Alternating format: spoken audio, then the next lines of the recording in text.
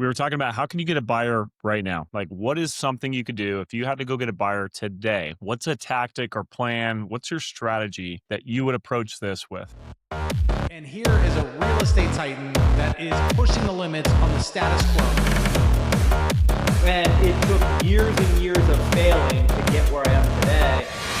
You're like, whoa, where you actually get the most clarity. That was kind of one of those pivotal moments when I started building a business. I spent a lot of time becoming an expert salesperson.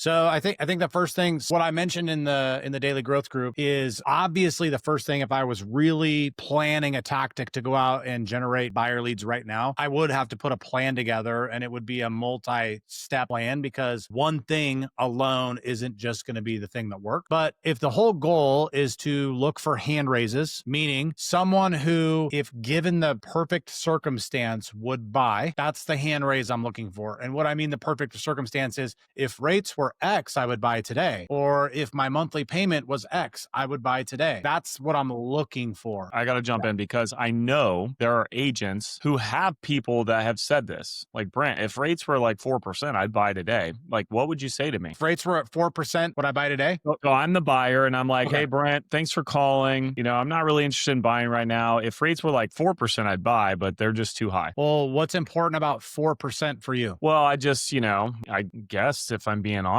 like I feel like I missed the boat and I just feel like if I buy today, I'm being taken advantage of. Okay. And that's in regards to just rate or monthly payment or what you're paying for the house? Well, I guess the rate impacts my monthly payment, right? So it's probably payment. I just want a lower payment. Okay. So I guess my question is if there was a possibility to keep your household expenses the same and you could own the house you want today, would you do it? Yeah. Yeah, if that made sense, for sure. Well, then we should meet. Awesome. Here's the thing. Like the thing about these types of conversations, I think agents make the mistake with is they go into problem solving. Well, let me explain rates and let me explain why having this rate or that rate or almost defensive, right? Almost defensive. Like, hey, rates aren't that high, right? Yeah. So now you're combative. Yeah, you don't want to problem solve on the phone. What you want to do is you want to ask a rubber meets the road question, and then you want to problem solve face to face. And the reality is, you and I know this for a fact that there are ways to problem solve someone's situation and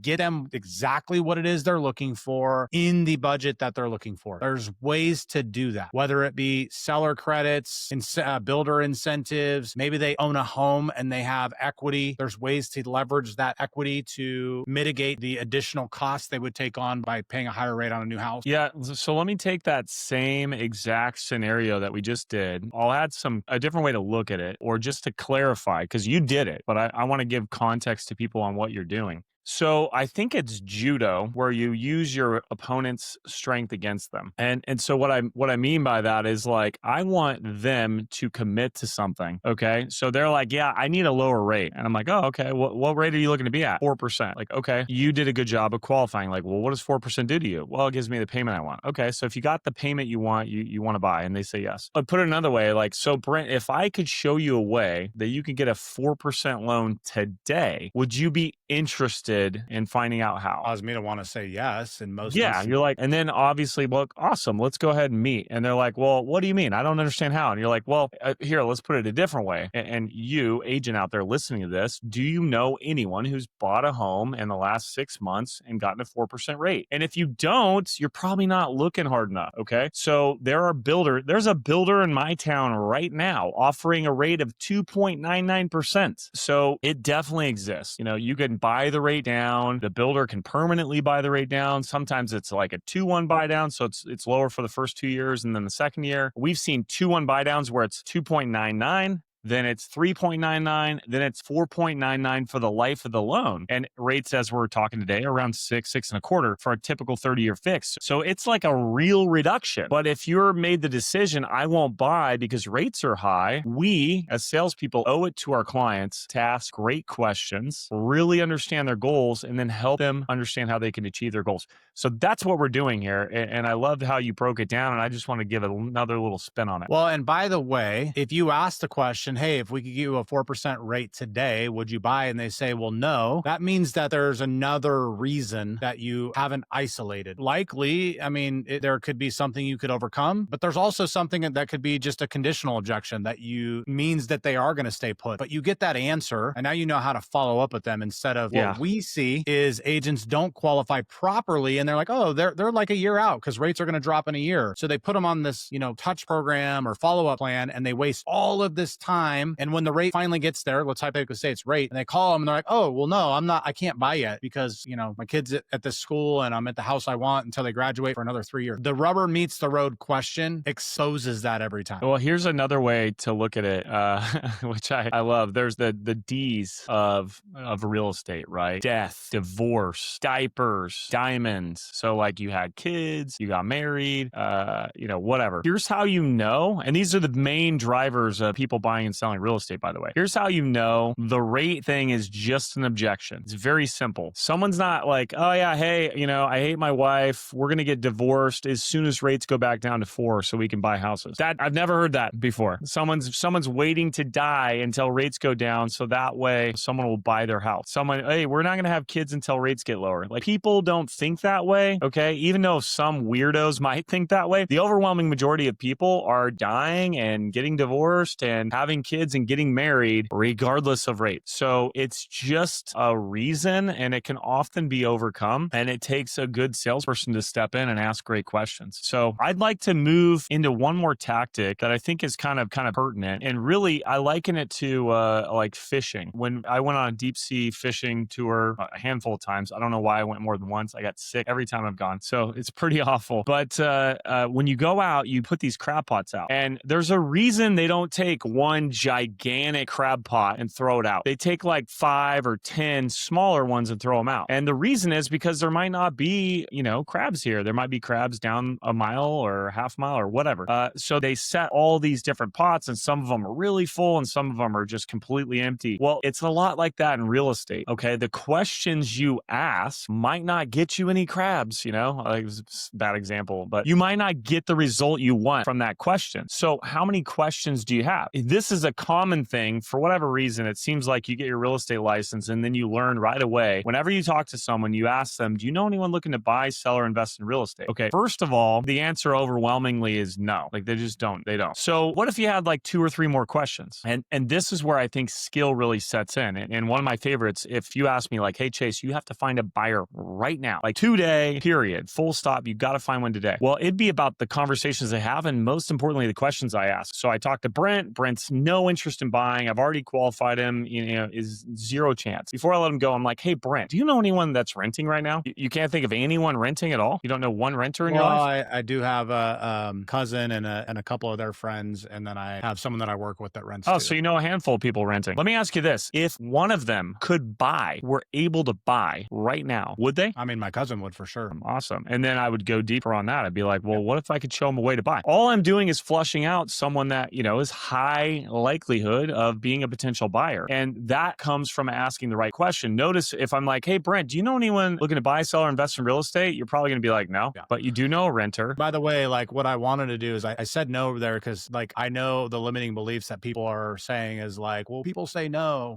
I wanted to show them you weren't expecting it. I wanted to show them what hearing no sounds like and then how to handle that. Yeah. I'm like, really? Sure? You can't think of anybody? Can't think of anyone renting? Yeah, exactly. That the reality is we let the fear of no stop us from ever asking the question. That's a good point. I handled that exactly how I would on a phone call. I'm like, really? You don't know anyone renting? Like, that's exactly what I would have said. Yeah. And I did exactly what someone who would have said no to that would have done was actually think. Yeah. And most people's knee-jerk reaction sometimes is they just don't want to think, so they say no. Yeah. But last thing on the brain, if you ask someone a generic question, like if I said, hey, do you know anyone who's an engineer? You might, I don't know. I'm like, hey, do you know anyone that works at Micron? They're like, yes, 5 people. And then I'm like, are any of them engineers? Well, I think so-and-so is. Our brain files things very specifically. Yeah. So it's much easier for you to think of a renter. And then I could be like, well, would they buy if they wanted to? Do you know anyone looking to buy, sell, or invest in real estate? And you'd have to go. I have to think through everybody I know. Yeah. No, and it's overwhelming. Yeah. No, thank you. Yeah. All right. So well, you got to unpack a tactic. I'm going to unpack a tactic. Do it. Let's hear it. This would be a text message or an email, and it would need to be someone that like or trust, or open house lead, web lead, or whatever that you've built rapport with isn't currently in the active buying cycle, meaning active buying cycle for us is put them through the motivational framework, which by the way, you can get from our Momentum Mastermind group, but we put them through the motivational framework. We know that they're buying or selling in the next 12 months. This is not for them. This is for everybody else that knows, likes, and trusts you or you built rapport with. You simply send a text or an email and you say, hey, I've been quietly looking for a few of my clients' dream home. If I were to come across yours, would you want to hear about it? That's it. That's the question. And the whole idea is by the way, if you get that question, are you offended that you got it? Are you, wow, thanks for thinking of me? Or are you like, this person's harassing me about real estate? What's the thoughts None going of through your those things. I think when I get that question, there are a couple things that go through my mind. It's like, wow, I didn't know realtors worked. head? Right? I mean, if you get some of those people that are like, oh, well, I can just look at Zillow, I don't know why realtors do anything. I mean, you go on to message boards, it doesn't take long to figure out the opinion of real estate agents for people that haven't used them is not very high. Yeah. So Yeah. I think I'm gonna be like, damn, he's working for his clients. Like that's Yeah. who I want to hire if I ever want to buy. Well, here's what's happening in that framing is I'm quietly looking. You just removed the pressure, right? People don't like to be sold, but they love to buy. We know that. So when you remove the pressure, they are no longer being sold. I am quietly looking for a few of my clients' dream home. Now they want to be in the club. Now you're creating, for lack of better words, the fear of missing out or the tribalism, or, I mean, there's lots of different terminologies, excuse me. There's lots of different terminologies that people use about wanting to be a part of the group. So you say, I'm looking for a few of my clients' dream home. And then you say, if I came across yours, would you want to hear about it? That is literally the easiest question to say yes to for someone because they're not committing to buying it. They're not committing to anything other than like, hey, if you come across something that I love, I want to know about it. Like, what if it just happens to be the home, the one that I've been looking for and it's off market and I can get access to it before anybody else. Lots of variations or thoughts that could go through someone's head to get them to say yes. Yeah, I love that, man. I think that's a really, really good point. And I mean, here's some other things that I know would happen. That you might get someone that's like, well, what are you looking for? And maybe you find a listing, right? Yeah. Or maybe you actually find the home for your client. People want to see you working on behalf of other people and you're kind of protected under that guise too, right? Like you're like, hey, I'm working for someone else. Like this isn't about me. I promise my client. Another way you could frame that is, hey, I promise my client to do whatever it takes to help them find their dream home, Love that. and yeah. And so you could lead into it another way saying like, do you know anyone who has a home like this? And they say no. And you're like, well, hey, I do this for my clients. If I found your dream home, would you want to know about it? And they say yes. And then boom, now you got one. So, and then the very follow up to this whole thing is if the answer is no, they'll likely give you the reason why. So no, rates are too high, or no, I can't afford it right now, or no, I need to stay in this school year or school zone for, another 2 years. So then you can start to build a profile on what would actually cause this person to move. You could even ask them rubber meets the road questions. Like if the rate was where it needs to be, would you want to know about your dream home? Anyways, it opens up conversation, which is the whole goal. Find the person at the bottom of the funnel or that would have some level of interest and get into a real estate conversation with them. Love it. All right. Hey, we're going to jump into news. But before we do super fast, you mentioned daily growth a couple times. And I think it's probably pretty pertinent to make sure everyone understands what is daily growth, Brent? What is that? Well, daily growth is something that you and I have been committed to as a business for years. And we've seen the positive impact that daily growth has had on us and our agents. And what it is it's a Monday through Friday check-in in the morning. For us, for Real Estate Growth Network, it's 9 to 9:30 Mountain Standard Time, Monday through Friday via Zoom. And this is where we talk gratitude, we talk market, we talk mindset, we talk tactics. And there's evidence out there that top performing organizations are more productive when they have a morning huddle. And as you know, real estate is lonely. There's a lot of independent contractors out there. There's not a lot of community to plug into. This is that platform for them. And get this, because we're so passionate about it and our drive is to make a positive impact on our real estate community, this is free. So it's not something that someone has to pay for to be a part of. So you get to plug into a community, start your day right with gratitude, with something that you can learn, and then something that you can apply inside of your business. Yeah, I love that. I mean, a lot of people ask me like, why do you share so much? Why do you do this? Like, first of all, both you and I have had a lot of success in the real estate industry, and both of us have learned from a lot of really talented people over the years for free. Oftentimes people just pour into us and, they're almost Like, first of all, we love it. We love helping other people. I mean, there's nothing I like more than someone telling me, hey, I went to your class 7 years ago and I implemented this and I sold these homes or whatever. Like, that stuff just fills my bucket. So if we have helped you, feel free to reach out and tell us how it's helped you, because it definitely pours into our bucket. But we also continue to help as many people as we can. And Daily Growth for free is a great way to do it. You can go to realestategrowth.network. And I think right at the top it says Daily Growth. Click that button and you can sign up for free. And we have a private Facebook group where we often drop a lot of tips and tricks. What's in the news? Unless if you're in real estate, you've definitely heard this. Unless you're living under a rock, there was a suggestion or support from President Donald Trump to push through a 50-year mortgage. Now, we thought it'd be appropriate to discuss this here. This is funny because this has become very political, Brent. Like a lot of things in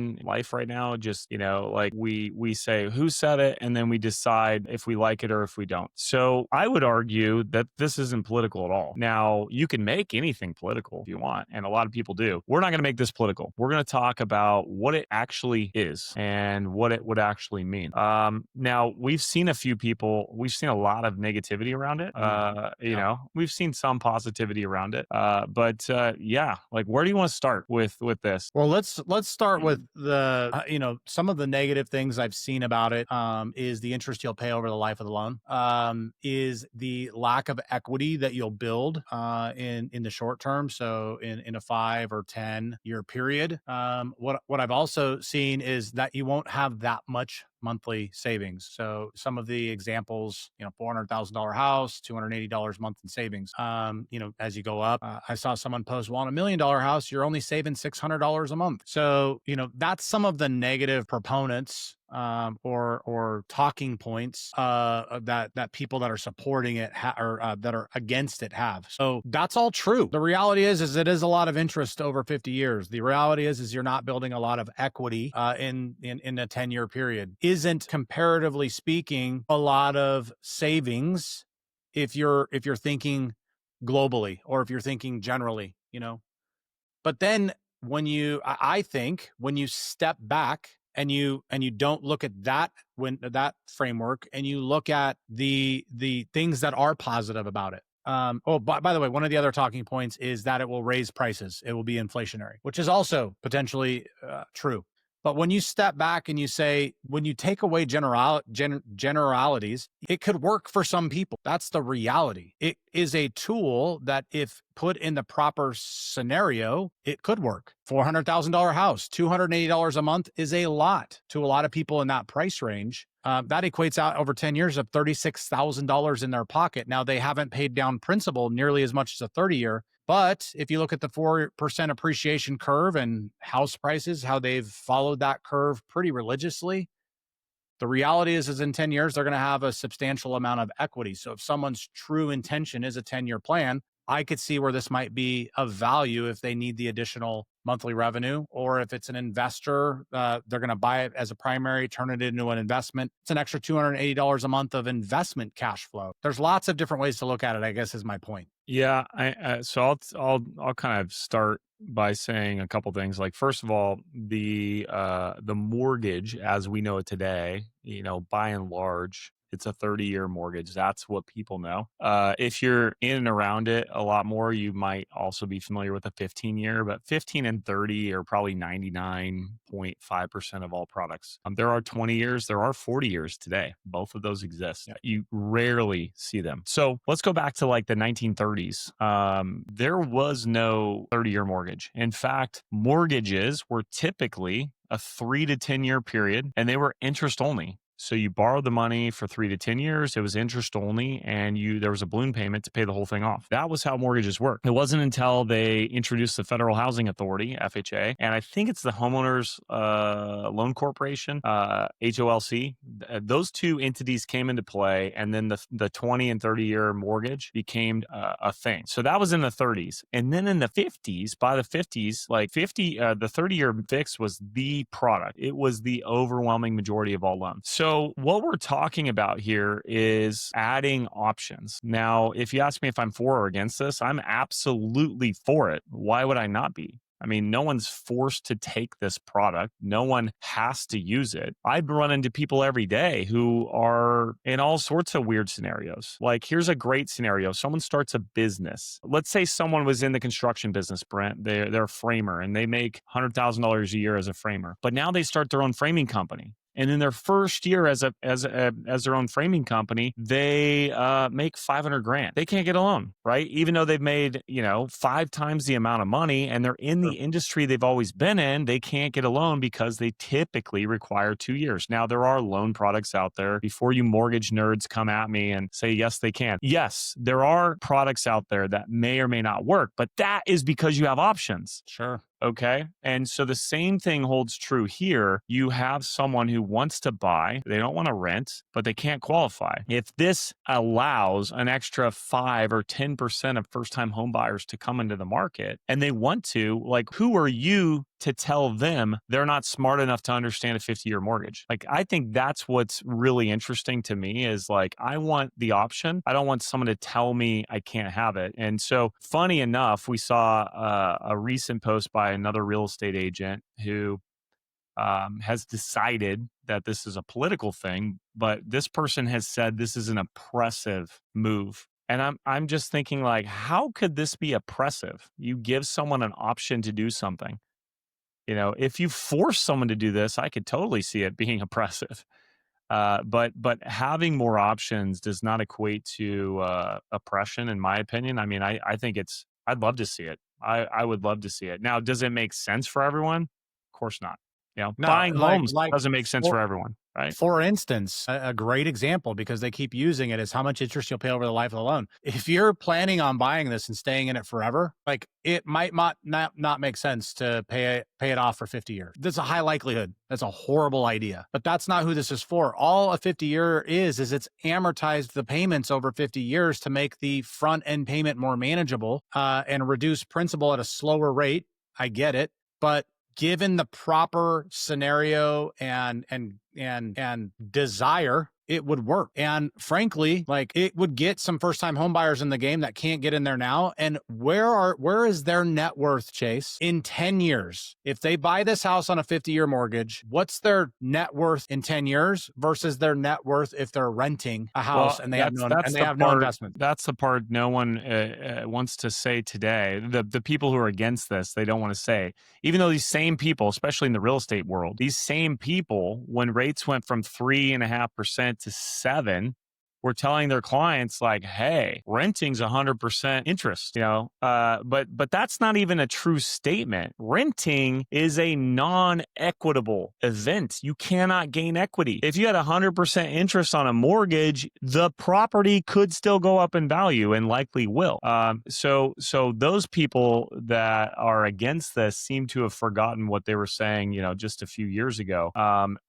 Because if you rent, you're not building any net worth. You're not building anything. So I think it's sad that everything has to be politicized. And I would argue if a different political person brought this forward, it would have been politicized the other way. So yeah, what are your thoughts on the global implications? So not global as in the world, but global as in like the overall U.S. economy and the housing inflationary side of this. Like, what's your opinion on if it does get introduced? Will it be inflationary? And if so, how much do you think? And is that something to be concerned about? Yeah, I mean, it really depends on how the numbers pan out. So that's another thing. We're all just pulling numbers out of our hiney, right? Like, we don't know how the interest rate will be, right? Right now, we know if I get a 30-year fixed, I'm at 6 or 6.25. If I get a 15-year fixed, I'm at somewhere between 5.75 and 6, right? So it's like 1/4 to 0.5%, depending on the day and time and whatever mood the banks are in, right? So what's it going to be for a 50-year? Is it going to be 0.5% higher, 1/4% higher? Is it going to be 1% higher? The reason, now I've been doing this a long time at a very high level, sold a lot of houses. I've never, ever once had a client use a 40-year mortgage, even though it's a product that works today. Why?